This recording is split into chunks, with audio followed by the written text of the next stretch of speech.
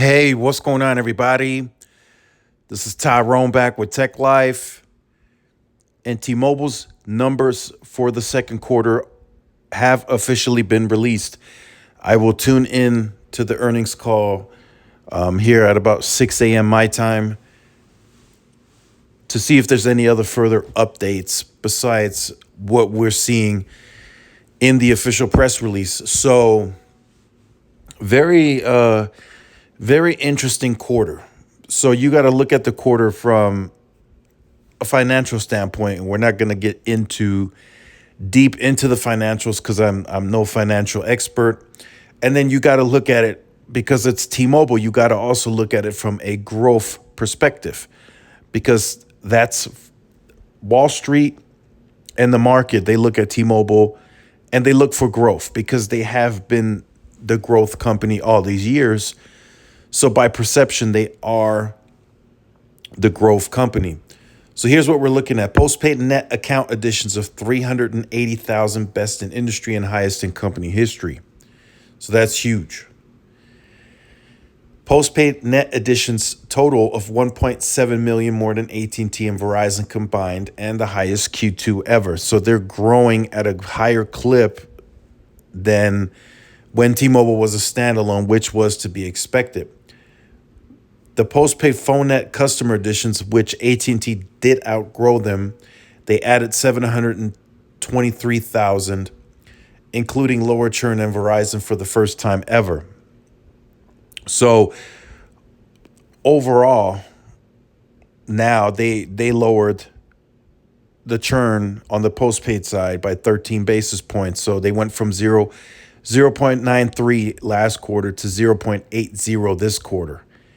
So they're about 0.5 overall now as a company, about 0.5% away from AT&T and Verizon churn levels. So potentially next quarter, they could be either lower or at around the same churn as Verizon and AT&T.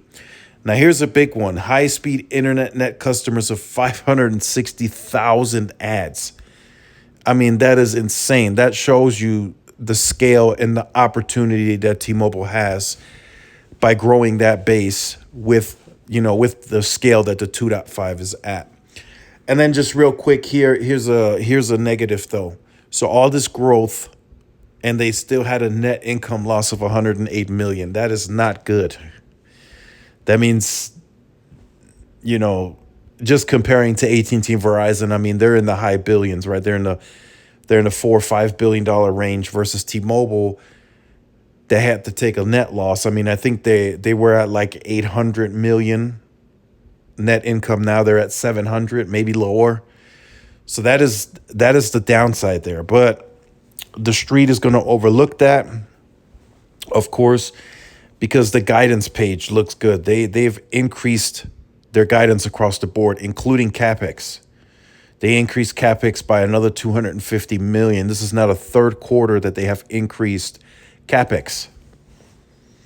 So just talking to someone briefly, it looks like that they are starting to use their free cash flow to increase the CapEx. So that means they're looking to accelerate even further. Like I said, they are noticing success in certain segments that they would like to accelerate even faster, which is that rural footprint where I was telling you guys where they are getting to a higher percentage of population covered, they're starting to grow.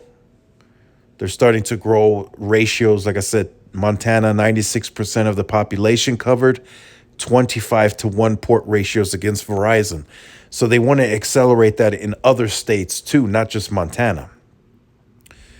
So that's just a brief summary of the earnings. Again, financially, not as strong, but that's always been the case.